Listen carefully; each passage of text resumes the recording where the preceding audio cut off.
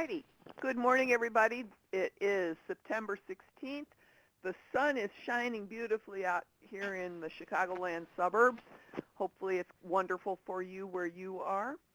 We are going to start our technical assistance session for the accelerated training in Illinois manufacturing. I'd like to welcome Jim Potts and Mike Baker from DCEO. Good morning, guys. Good morning. Good morning. So where do we want to start, Mike? Okay, first of all, thank you everyone for joining us. What we'd like to do today is do a more structured dive into some of the reporting and tracking tools that are available to you all. I know we had a lot of questions about that last week, and we kind of just dove into it. But today we want to kind of take you from intake all the way through the process and just show you how to make use of the tools so that it makes your life easier, and hopefully we provide improved service to the clients because everyone is better informed about what's going on with them. And overall, the idea is that it allows all of us to work smarter rather than work harder and going about implementing this initiative. So I need to get logged into the ATIM website here real quick. I had a little glitch. I am already logged in, Mike, so I can share my screen if you would like. Okay. I need to share mine because I'm going to dive in and start doing stuff. Okay. So thank you, though. I'm logging in. My computer locked up. I had to restart it here. Okay. I'm about there.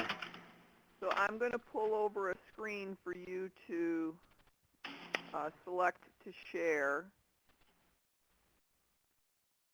Okay. And is Natasha on by chance? No, it's just me today. Okay. Can you handle that piece that Natasha was going through, or do I need to do that? I'm doing it. Okay, great. Okay. So let's see here.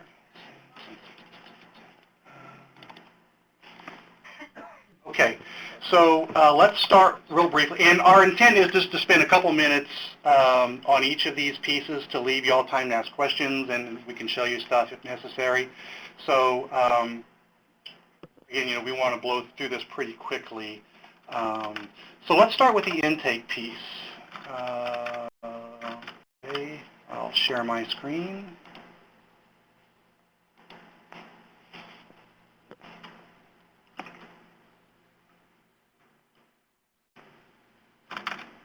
Okay, can anybody, is that working, Dee? No.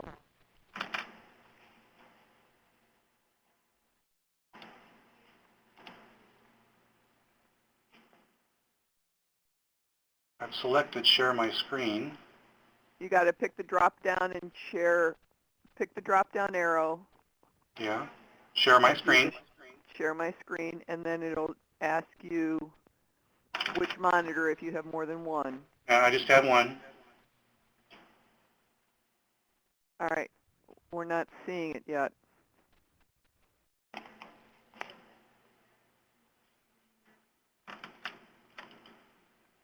Anything? No.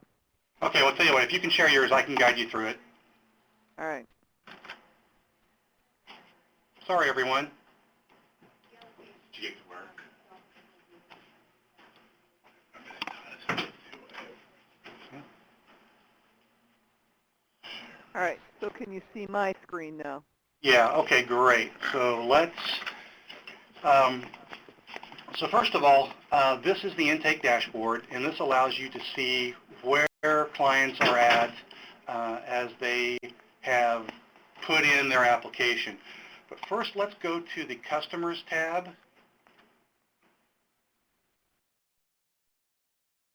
The Deacon Customers. It's thinking. Oh, I'm sorry, I was looking at my screen. Okay, and then hit the intake option. All right, it's thinking. Okay, super.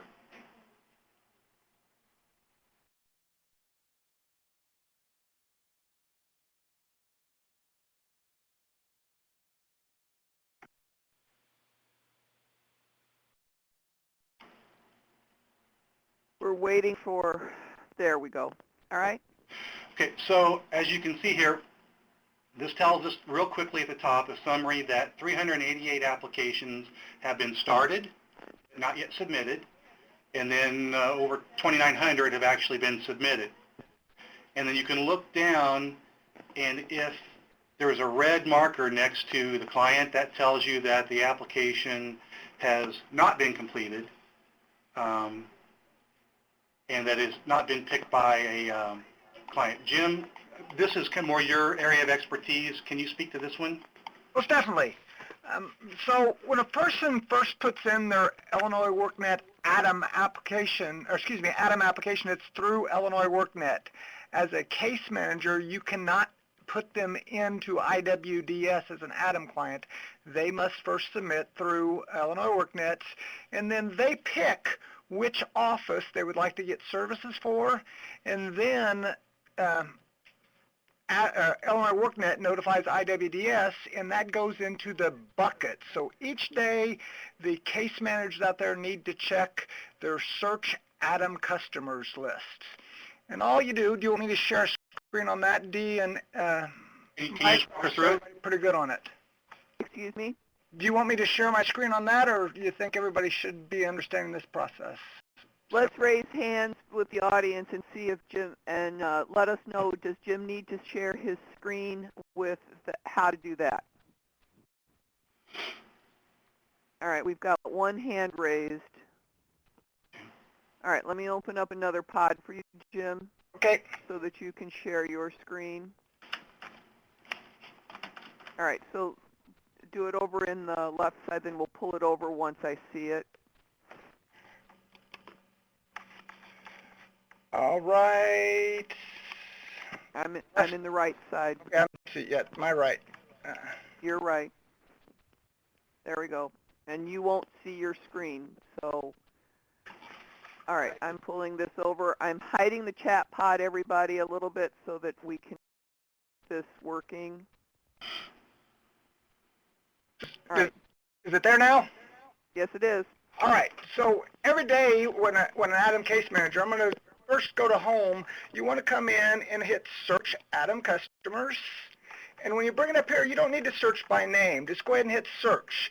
Now you're going to see everybody right now who's got an application needs picked, because this is the current list of people that's put their applications there sitting out there for wait.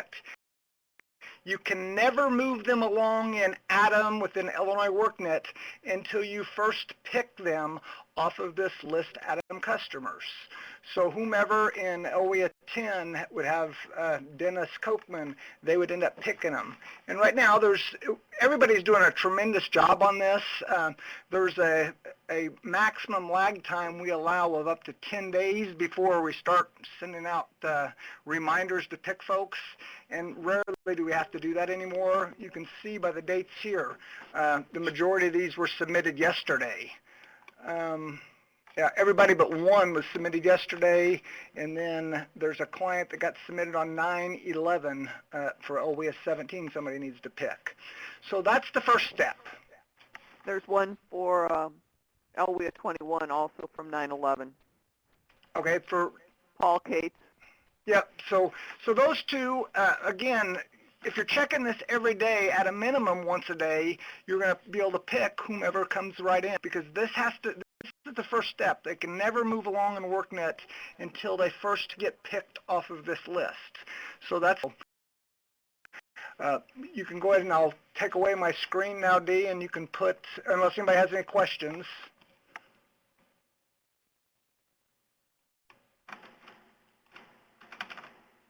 We'll save this over on the side in case we need to do something else here.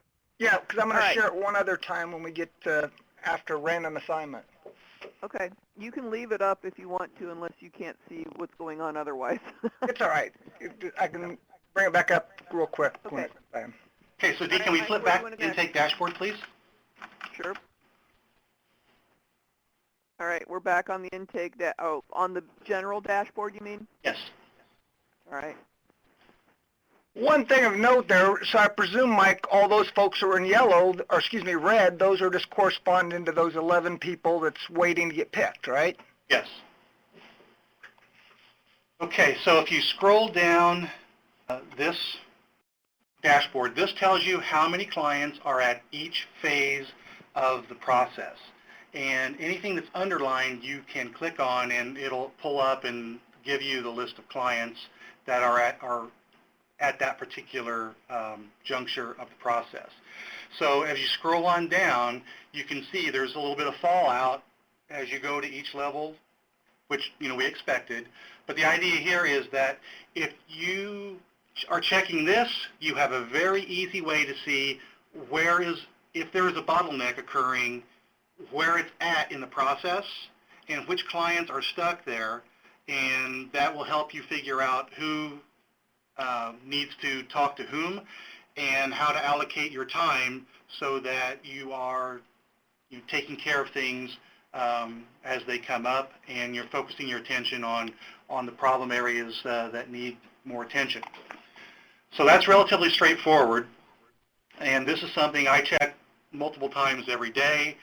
As case managers, you should be checking this at least once a day, at minimum once a day, just to get a snapshot of where your people are at in process as they're coming into the program. Okay, now let's flip to the I'm sorry, you cut out. Where would you like me to go?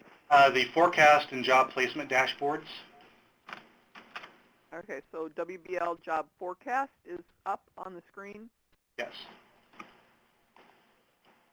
Okay, now scroll down a little bit. Okay, you're seeing here the occupational demand data that you all have entered into the system. So obviously we know that there are a lot more openings out there in the world, but these are the ones that you have entered so that it helps you and the clients pick what type of occupational target they want and what kind of training options are available to them and basically where they want to end up. So you can sort this with the boxes up on top. You could say, well, I just need a work experience or a work-based learning opportunity. And OJT could fall under that.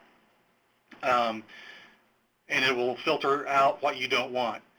And then if you see wherever there's an underline, you can click on that number or that data element, and it will give you the list of what those are all about and the details that go with them. So again, this is very straightforward. It allows you to see what's out there. And again, this is totally dependent on what forecasting and what placement opportunities you all have entered. So again, this is not the whole gamut of possibilities. It merely reflects what has been entered. And as you get down, D is showing you here are some of the job requirements and competencies that go along with each of those positions. And this should be data that provided to us by the employers or by the placement agencies. Okay. Then let's go to the job postings one, D. It's right next to that one. Scroll up. There you go. This is job placement. Do you want to be in the WBL jobs? No, this is okay for now. All right.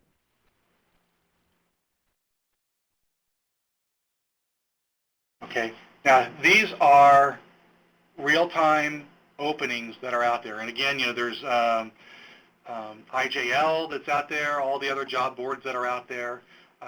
Also, but these are ones that you all have entered that hopefully we have in mind for ATIM clients. Again, not the whole population of the world, but these are ones that these are reflecting either postings you're aware of or that an employer has told us about that hopefully our folks would have a really good shot at going to interview for and landing a permanent job or work-based learning opportunity. So again, that's pretty straightforward. So this position is at Pegasus Manufacturing, permanent employment, $10 an hour. How to apply. So it gives you all of the information in there. Right. Okay, now Dee, let's, if you could hit the resources tab.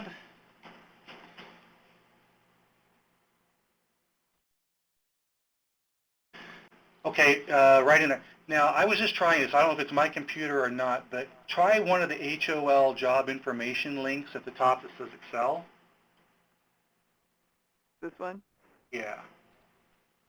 Well, let's try. Let's try August 27th. Oh, is this what happened to you? That's what happened to me, so we'll have to fix that. Yeah. Can I try to share my screen again? Because I have one of these Sure. spreadsheets open. Sure. Use the Share 38 that I've got on the right-hand side.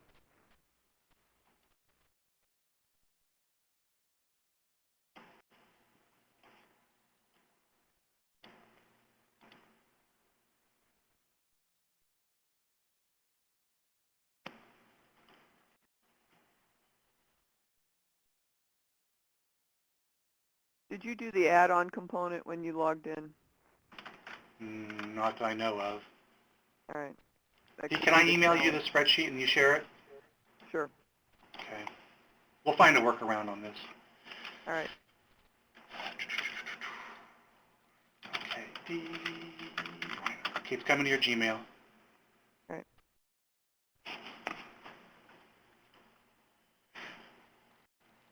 Now, folks, we talked a little bit about them a couple weeks ago, but for those of you that weren't on that webinar, this is something that you can use whenever you do management with Excel, but it's particularly useful for our ATIM tracking, especially for job posting. What Dee is going to share with us when she gets it here is an HWOL Help Wanted online spreadsheet that is provided to us weekly from Department of Employment Security. And this is a listing of all the online job postings that their metacrawlers pull off of the web. And it's provided in a format that you can filter out the information that is not relevant for what you're looking for and quickly narrow in on either your region, your community, or a job title, or some combination of all those things,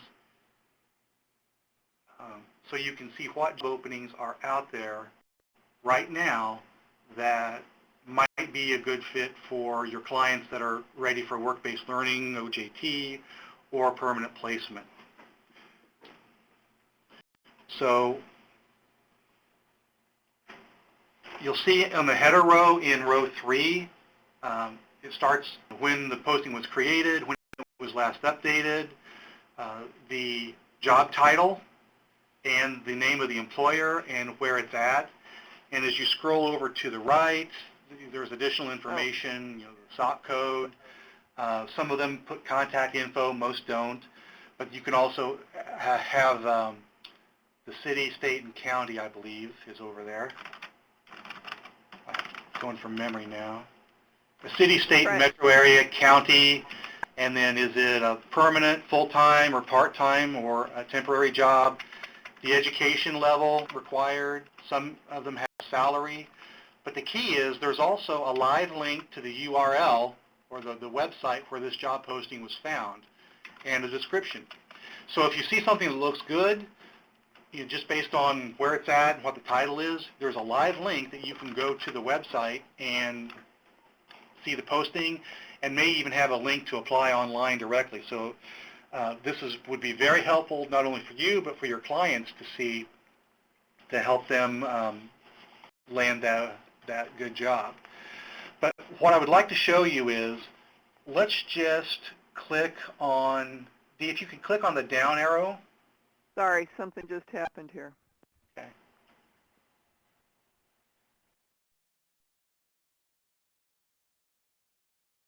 Getting it opening up again. Okay.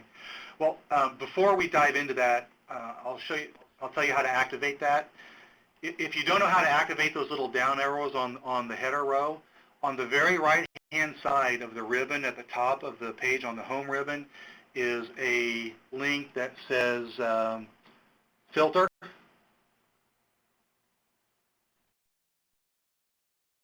There it is, that A to Z with the filter.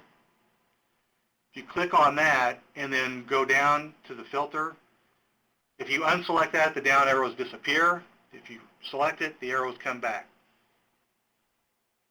So, oh, you have to put your cursor in the row first, D. Oh. Put your cursor in row 3.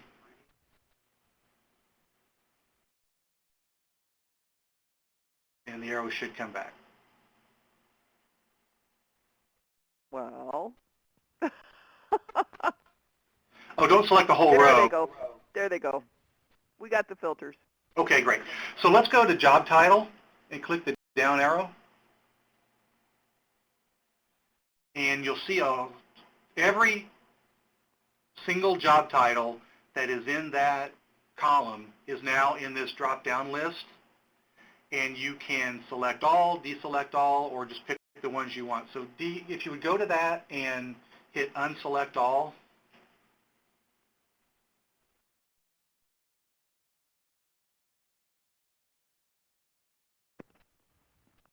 Okay, now what do you want me to select? Actually, no, it'll be easier to leave that one alone. Go to locations.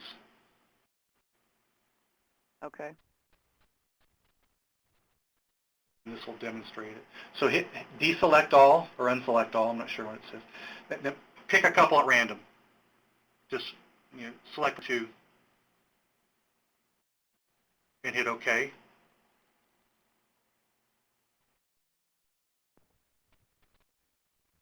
Okay. So now only the items that match what you selected appear on the list. And you know that it's a filtered list because if you'll notice in the far left-hand side, the row numbers are now blue. So that's your visual cue that you're not seeing the whole sheet. You're just seeing the items that match your selection. So you can get an idea just on looking at this one example. If you apply these filters to multiple columns, you can really narrow in on exactly what you're looking for. If you're looking for CNC openings in Aurora, well, CNC out of this other column, everything else will get filtered out. So this is a way you can really home in on exactly what you're looking for.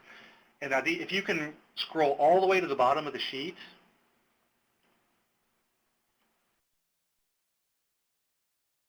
we've put formulas in here that give you the days of the posting and the average, and then the number of selections that are in the cells above it. So this is a count. So there are 46 job postings that match the criteria that you have selected. Okay. So this is just an incredibly, and you can use this on any kind of Excel spreadsheet, but this is just an incredibly powerful tool to get rid of the stuff you're not interested in and allow you to see the stuff that is meaningful for whatever it is that you're wanting to look for at any particular time. Does anybody have any questions on how to make this work?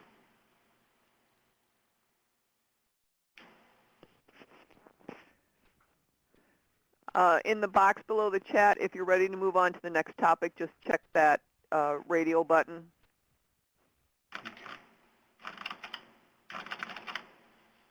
Okay. So now, Dee, if everybody's ready to move on, let's go to the training plan dashboard. Okay. Minimize this. And I'm back in the ATIM dashboard, and we're going to customers. No, go to dashboard. Oh, sorry.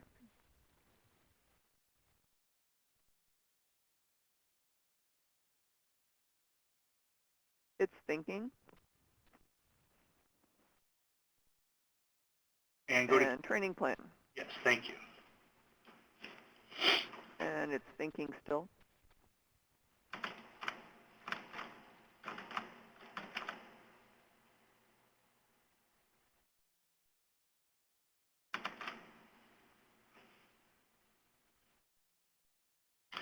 This must be an artifact of being on the webinar because typically this pops up immediately. Okay, so this is your training plan dashboard for the key steps of the process and then also the optional training down below. This is really good for just at a glance seeing where your people are at, but also comparing what the plans say for the individual compared to what's actually happening as is being reported in IWDS. So if you look and see here at step 1, the career development and exploration, this is telling us statewide there are 63 people that their service dates are on target based on what is in their plan. There's 132 with dates not met, 193 that are marked as on track, and 2 marked as off track, and then 210 that have the service complete. Okay, so right away I see something that makes me curious. If we have 132 people with service dates that have not been met for this particular element, there are only 2 that are marked as off track. So there's a disconnect there. If that many dates have been missed, there ought to be more people marked as off track. So 2 things to do to correct that. Either update the individual's plan to reflect what they're doing going forward, or mark them as off track. Either one might be appropriate. But there's an obvious disconnect between that many people with dates not met and only 2 people being marked as off track. Then if you compare that row, go back. All right, what I wanted to show them was if they click on that number, they can get to those people and then click on their profile, or I'm sorry, on their plan to actually make those corrections. Right.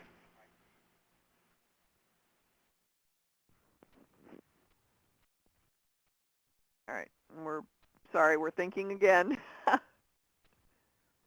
All right. Step 2? Step 3? Not quite. What I wanted, and you've kind of showed them a hint of this already, but if you look at, say, step 1 still, I mean, let's keep it simple at the top. We've got 210 people marked as that service is complete according to their plan.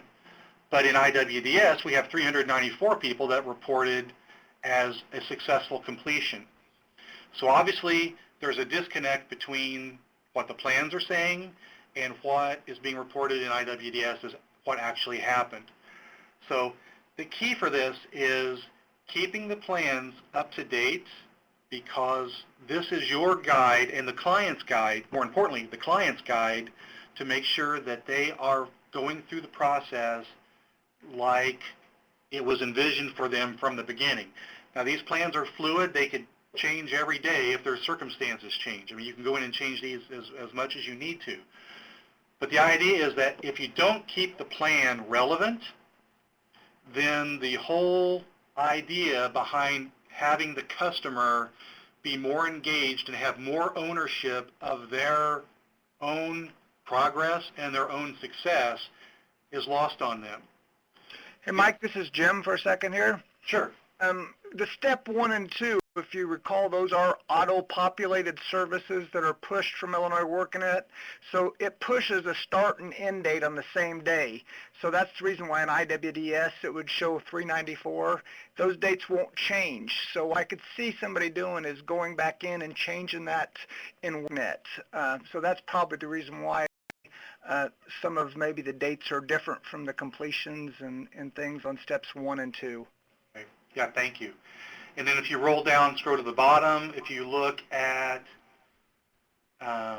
scroll down just a little bit more, look at class size training. And here, as Jim was alluding to, we have a better alignment of numbers. And then as folks are exited out at the bottom, the dashboard will show you what is going on. And let's click on this program ended, because nobody should have program ended selected at this point because the program hasn't ended. So, okay, Russell, Ostergaard, and Collier counties, case manager needs to go in and fix that because he may have exited out for dropping out or for getting a job, but he did not exit out on the basis of the program ended. So from Collier counties, can you check with case manager on that one and have them address that, please? Okay, and then D, go back to the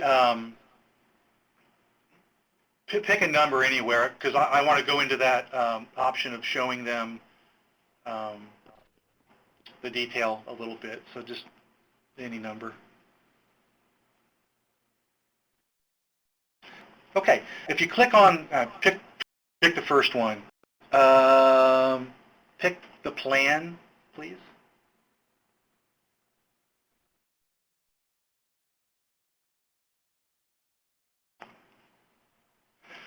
So this will show you the current plan for this individual. And real quickly, if you could show the assessments, the credentials, and the services. So you can go ahead and open them all up.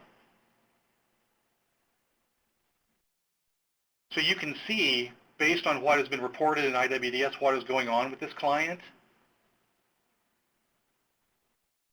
And you can even see if they've earned a credential, where they earned it from, and what it is, and when it was. So you've got what's actually happening in IWDS and the plan right below it. So if these are not in sync, you're right there in the plan, and you can go in and adjust as needed. So if you scroll down, you can see, what it is that they want to do, and then here's your on track, off track for each area. And if the person had a date entered, so like the end date here is 11/28/2014, supposing that date, or say this date 6/24/2014 was not met, then you can hard tag them as off track. But if you just need to change the date, say they had maybe they had a baby or something happened and you need to just change that date, that will keep them on track without having to make big changes. And someone mentioned one time that a case manager was reluctant to mark somebody off track because they didn't want a bad mark or a blemish on someone's record as they were coming through this. That's not the intent. I mean, the off-track hopefully is temporary, but the idea of on-track, off-track is a very quick flag for all of the case managers and all of the partners that are working with that client and the client themselves to see, hey, something is not going right here and we need to address it. So that off-track tool is certainly being very much underutilized, but the idea of it is just it's the red flag to call everyone's attention that it's an issue we need to address. And you can mark them off track, get with whoever you need to get with to figure out what's going on. If you need to change the plan, and then put them back on track. So it's just a very quick way. So the idea is it cuts down on the phone calls and the emails and the snail mail, trying to figure out where somebody's at and what they're doing, and making everybody aware, hey, John didn't show up for class again today. He's AWOL. We don't know where he's at, what's going on. Mark him off track. And then that will tell you that it's a reminder also that there's a client out there that needs attention, because I know you all are multitasking, so the off track is a quick way to mark somebody that if you don't have time to deal with them right now, you can have a queue in the system that will remind you to go back and check on that client, when you have time to make it. And Jim, the IWDS sync means that when somebody enters something in IWDS, it automatically updates them in their plan on ATIM. Is that a question or a statement? Question or a statement that I would like for you to verify. Yeah, well, that's what's supposed to work. You guys, the WorkNet Center or WorkNet system syncs in the information that matches up. Periodically, something goes haywire, and I have to get in contact with Lacey. So if you ever see a client that in IWDS as a case manager, you've done something, and it's not matching up to WorkNet, and it hasn't happened within a relatively short time, 30 minutes to an hour, you definitely want to shoot Lacey and I an email and find out if maybe it's a need to do a manic, because it should happen on a automatic process with a little bit of lag time, but not much at all. Sometimes I get emails or calls and it's been a day or two. Most definitely you'd never want to wait that long if it's not matching up, because it should happen, as Dee spoke, relatively seamless. Did that answer your question, Dee? Or confirm what you wanted? Yes. Okay. All right. Where to next, Mike? Okay, I'm sending you a quick email that you can share. I pulled some info off of a client that I'd like you to share. It's just a screenshot of the plan. All right. This So was in my email I you'll, sent you yesterday, but I just sent it to you again, so it's on top. oh, well, I can get to that email.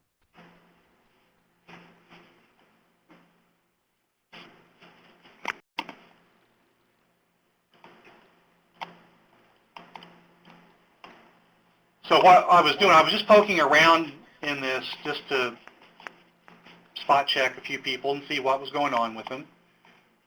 And I found out a good example that's illustrative of the situation. Okay, so as you can see, I pulled up the plan, and I can see there are case notes here in the middle of the page that speak to the efforts that are undertaken with this client to get him registered. Oh, he didn't show up. He may have dropped out of class. He's coming back in, and now we're trying to get him lined out again. So if you look on the plan, this guy's missing dates left and right, but he's still engaged in the process, okay? So what we need to do is on this client, either mark him off track or change his plan to reflect the reality that we have going forward. And again, you can do that as often as you like, as often as you need to keep them current. But it appears to me that people are creating the plan and then just moving forward without ever looking at the plan much at all later, if at all. So the idea is you want to keep referring back to the plan and modifying it as necessary to take into account whatever realities a particular client has going on. Now, obviously, once they've been either exited or dropped out for whatever reason, that all can end.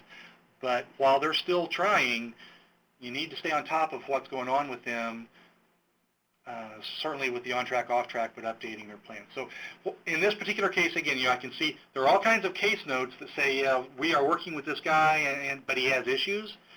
But if I didn't go into the detail of this, I never would have known that, because as far as I can tell, he's marked as being on track, and everything looks fine. Okay, okay, Dee, let's go now to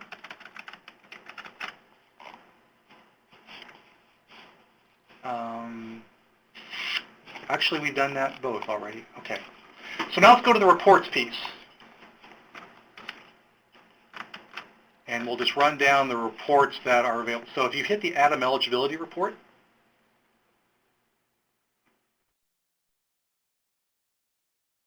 Thinking.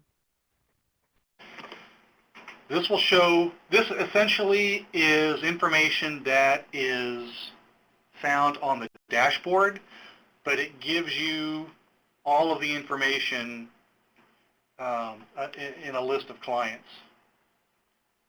So for the essence of time, we won't go through all of these, but okay, so just scroll down, and here you can pick a region, or you can pick Well, particular... I can pick a region. Oh, that's true. You will only see your own region. Right. Leaving that alone, if we go down, if you just want to look at a particular gender or ethnicity or any of these other selections, you can select those and it will pull out the information you like. So scroll on down. We don't need to select anything at this point. Okay, so what is this? Okay, so this is just a list of everybody. Okay. But if you go up, you can narrow down the list of clients based on any of these criteria. And you can also export this to Excel, and you can use that filtering function I showed you earlier to really home in on an individual criteria or group of criteria. So what this does, This export here. the export button, create an Excel spreadsheet for you, and you can save it and go back and refer to it later. I find this handy for keeping track of capturing a snapshot, because like WDS, this information on the dashboards is all real time, and you can't go back and look in time. So the way to do that is if you export a report and save it on a certain date, then that's your snapshot for that date. And that way you can, what I do is I go back and I can look at it on a quarterly basis or a weekly basis is how I do it, and see how things have changed over the prior period, and it allows me to see trends and kind of figure out where bottlenecks are at. Mike, this is Jim. Could I have 1 second here? I want to speak about a section where we get a little bit of a bottleneck right here at this point, too. Go ahead. Dee, I'll want to share my screen also. Go for it. Well, we got it. When you, as a case manager, you first complete eligibility for IWDS, then you get the error message that says, or not error message, information message that says the client is qualified and being submitted for random assignment. It won't allow you to certify the client at that time. When you get that message, you've done everything you can in IWDS with that client. That's when it goes back to WorkNet and it has to get random assigned into either the treatment group or a control group, or it's a veteran put in the program from veteran. Then you need to go back after that random assignment is completed, and then you have to go back in and pick your client again. But this time, after you've submitted them for random assignment, you would go to Search ATIM Group Assignments. And it looks very similar to the Search ATIM Customers, but it's, again, the Search ATIM Group Assignments. You don't even need to put the last name, first name. You can just hit Search, and it'll bring up your clients. Like, these are all the clients sitting out there right now who have been assigned to either the treatment group or the control group or veterans group. So those in the treatment group, of course, are moving along in the process. Those in the veterans group are moving along in the process. Those in the control group, you can no longer work them in ATIM. You can refer them maybe to WIA or to some other partner services. But this is where you'd go back in and pick them. You have to pick them here before you can move them forward in IWDS. And once you pick them, the next step would be to certify eligibility, and that's the only way that you can move them along in the process. So again, once you get the information message at an eligibility determination that says they are qualified and they're been submit for random assignment, in IWDS you cannot do anything else with them until they get assigned. And then you would go into the search group assignments, hit search, and it'll tell you if they've been assigned to a treatment group or veterans group.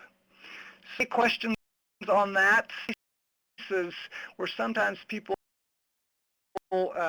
get a little bottlenecked in, especially now. Sometimes the second section, understand you have to pick them again. But after they get assigned, you do have to go in and pick them before you can certify their eligibility. Any questions? And that's all I got, Dee.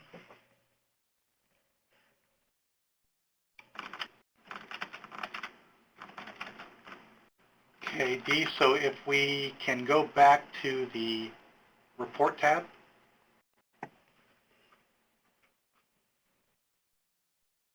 Okay, let's show them how the export works.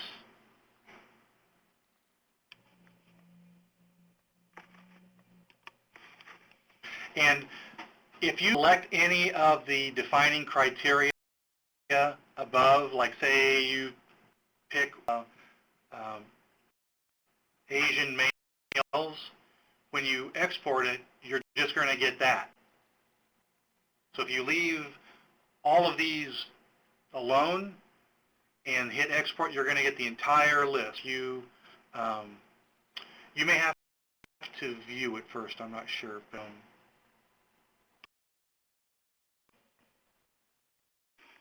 If you view it, then export it. that's what you're going to get.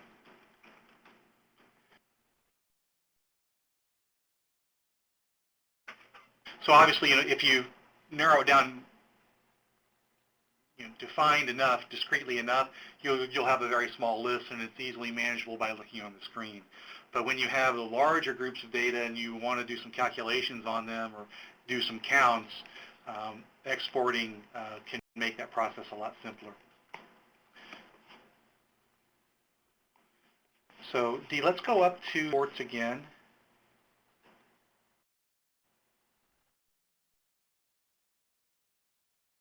That report tab, there you go. So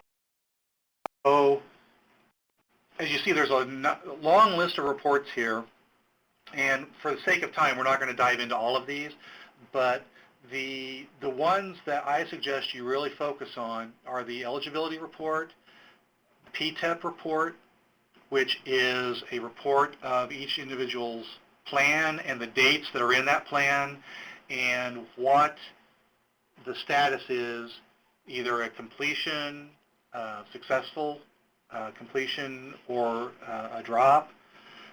And you can quickly see, by using the filter function again, what is going on with your clients and what the patterns are. The IWDS credentials and services report are a great way to make sure that what is happening with the clients as being reported in IWDS on a grand scale. See, the whole advantage of this piece is it allows you to see the whole world at once, and then if anything looks interesting, drill down to it very easily. The reporting IWDS typically is more individual based, and you can look at a report and kind of see what's going on with each individual and see a total count, but it's not quite, at least that I found it not to be quite so user-friendly for doing that macro level analysis to see what patterns might be happening at any given time with a group of clients. So these reports that come out of ATIM give you the flexibility to do that very easily and very quickly to see what's going on. And it allows you to see an issue much earlier than I otherwise could. It should be able to allow you to do that also. Let's see, the one I do, on the outreach report, all that is when applicants submit their application, there is a question that they have to fill out that says, how did you hear about us? And that includes a friend referral, word of mouth, working at center, online, social media, and it just gives you, for your region, what that person picked as the reason that they became aware of the program. Now, there are some limitations to this because someone may have heard about the program on Facebook or Twitter or a newspaper and then told them about it. So the applicant may have marked friend or family, but the real driver of that referral may have been one of these other items, and there's really no way we'll ever know that. But I'm sure that there's some of that in play on all of these. But this kind of gives you an idea for what the clients are saying in your region as the way they heard about the program, and can I help you plan your outreach if you're still worrying about that. So we have about 10 or 11 minutes left. That is a real brief overview of what is out there. Steve, while we're here, let's go ahead and pop on the PTEP report.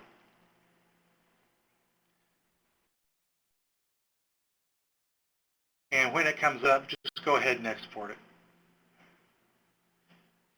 So I want people to see the whole thing? Yeah. Okay. And it may take a second.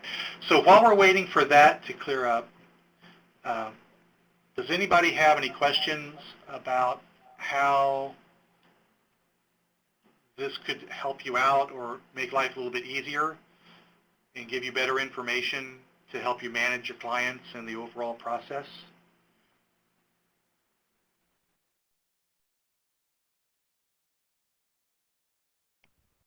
And if anybody is confused about anything or wants to see something else again, we'd be happy to show it to you, or if it's really deep, we could do it offline as well. I have the exported PTEP report up on the screen. Yeah.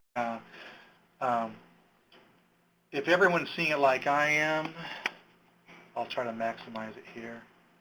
Okay, yeah. If you maximize it, you can see a little bit more of the details. But you can see across the title row, if you scroll over, a lot of these are hash marked out because the data, their dates, and the Excel wants a little bit wider column for that to display. But you can very quickly here, drop down and say, okay, let's see how many people in my region picked machining, and then how many of those are going through the process okay, or welding, just whatever it is you want to look at. You can also scroll across and see, when they came into the system, when they went through random assignment, and then where they're at now. If they've been exited, you can see why they were exited. So again, you can filter on every one of these columns all at once if you really wanted to get down to as much discrete level of information as possible. So if you keep scrolling right, you get into the, keep going. Sorry. Yeah, you get, okay, step one, here's what their plan says. Are they on track or off track? Step two, the dates from the plan, are they on track or off track? And then step three. So again, you can see at a macro level how many people are at each step, and you can filter out for what you are wanting to look for. Keep scrolling to the right. Okay, some of the credential information is in here. Did they earn a credential in anything? If they did, it's there, and the date. Keep scrolling to the right. All the other credentials are in there too.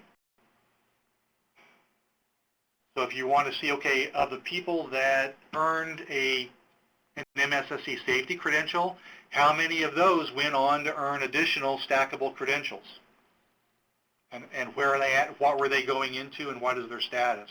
So this really allows you a very quick, easy, and painless way to see what your clients are doing and when they're doing it, and it will allow you to see if any action needs to be taken, or it will confirm for you, yeah, everything seems to be running smoothly. But it takes the guesswork out of it because you don't have, using this format here, you don't have to go in and look at each individual client to see the detail that's going on. You can see it at the macro level, filter out what you don't like, and very quickly get a good snapshot of where people are at and where your overall program is at based on the information that the system's kicking out.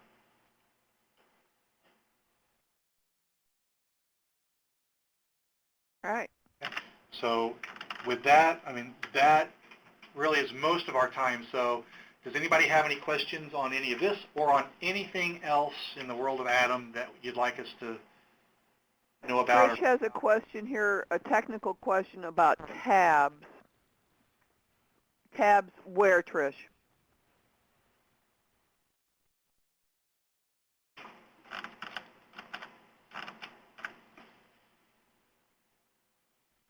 I've got to, there. A new tab, it opens, on the screen. So, okay. So you're talking about on ATIM. So when you're at the top and you click customers, it's from the dashboard, it's opening a new tab.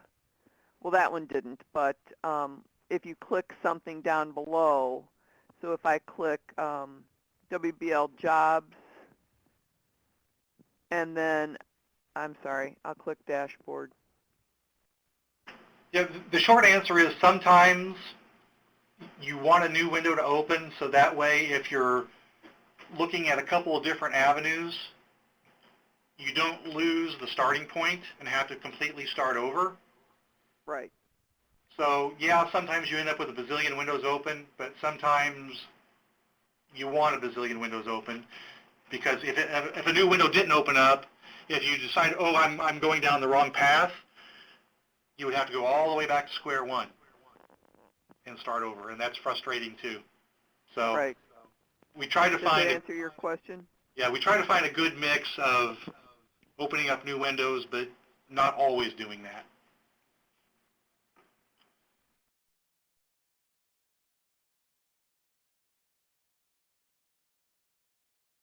I'm going to minimize my screen here just for a couple of minutes so that people can check in if you were late to getting onto the webinar, so that you can check in by area. Oh, Trish, I don't know. That could be something to do with your browser and your settings on your browser. If you close one window, you end up logged off altogether. So that could be the way your particular computer browser settings are, because I've been playing with this all day, and I've not gotten logged off. Same here. I agree with Dee's assessment. That's probably your own settings. All right. Okay, so please check in by area. We do have a check-in box here so that we can keep track of who was here. Hey, Karen, We've got a couple of basically questions we that were ran there from before. dashboards and reports and how they're intended and how they could make your life a little easier for seeing things at the macro level, but also drilling down to very fine level of detail. If you would like, I would be happy to spend some time with you to walk you through how to make the most use of that. And we have recorded the session, so if you want to just watch the recording at your leisure, you're welcome to do that as well.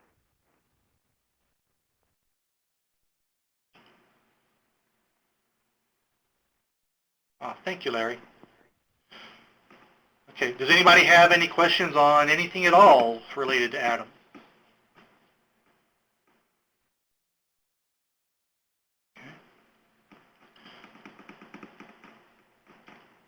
All right. Well, we're approaching the hour time frame on this webinar. So if we don't see anybody else with any other questions, we will close our session for today. Thank you very much for joining us, and we will see you in 2 weeks on the 30th for another session. Have a great day.